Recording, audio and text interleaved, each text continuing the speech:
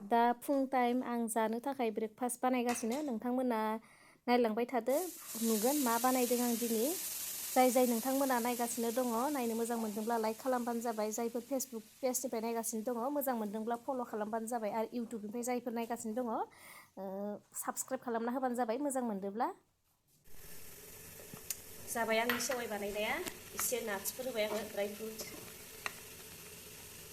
बन्द' खालामनोसै बिथिंजाय सेवाइखौ गुदुङै थानाय बैसो आङो नैबे हट केसाव सोनानै दोनबाय बेनिफ्राय आं दा बन्द' खालामना दोननोसै आंथ' दानो जाथ'वा इसोर दायो मिस्टारजों गथ'जों उथिबा जागोन बिसोर दा उथिथ'वाखै आं आरो बिस्किटजों लाल साहा लोंग्रोना लानोसै बेनिफ्राय एसे खामानि दोङो दा नोंथांमोना नायलांबाय थाबानो जाबाय लाल साहा लोंखांबाय बेनिफ्राय दा गोजौआव एसे खामानि दोङो माने दिनै दिवालिबो ना बेनिफ्राय फुंनिफ्रायनो नै माने दख'ना गानना दोङो आङो माने मा जायो फुजा जिखुनु माबा मोनसे कर्मफोरबा जों निजिनि ड्रेसखौ गाननो लुगैयोना माबा मोनसे मोजां नांगोना ओंखायनो आंबो दिनै फुंनिफ्रायनो नै फुरा बर' दख'ना गानना दोङो ब्रेकफास्टखौ आं रेडि खालामना गारबोबाय इसोर उथिथ'वाखै इसोर उथियागौ माने आं बिराद खान्थि मोनो बिराद मोजां मोनो उथिबासो दानो एकदम दावरावनो माने गोजौआव एसे लेथ्रा जाना दं बेखौ आं साफा खालामनि ओमफ्राय बोथोरा दिनै नै थान्दा अखा हागासिनो दङ एसे बिराद मोजांखा बोथोरा मैयाबो बिदिनोमोन ओमफ्राय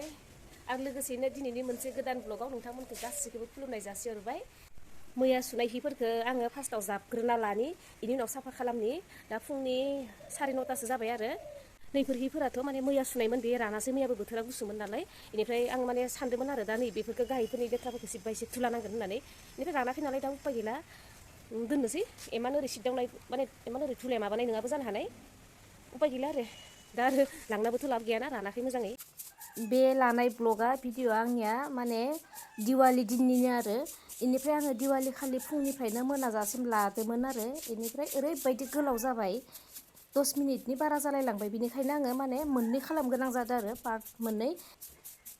बे भिडिअ'निनो माने सानजौफुनिफ्राय मोनाजासेनि पार्ट मोनसेखौ आं होखांखाबाय दिवालिनि बेखौ जाय नोंथांमोना नायदों हमनो हाखादों नै बेखिनिखौ सिबखांबाय बेनिफ्रायनो सिबनो गोनांबाथ' बिराद साफा खालामनो लागा दोङो माने सायाव थिं दोङोबाबो मा जायोना अखा हाबाथ' ओरै माने बादामालि खाजोबो ना आं देखायनि र' बुंथ'सैसा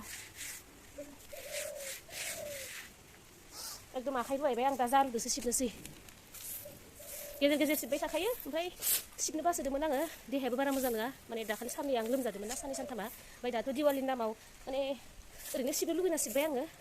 नै धुलाया नै खिनियाव धुला दोङो दिनैनि बे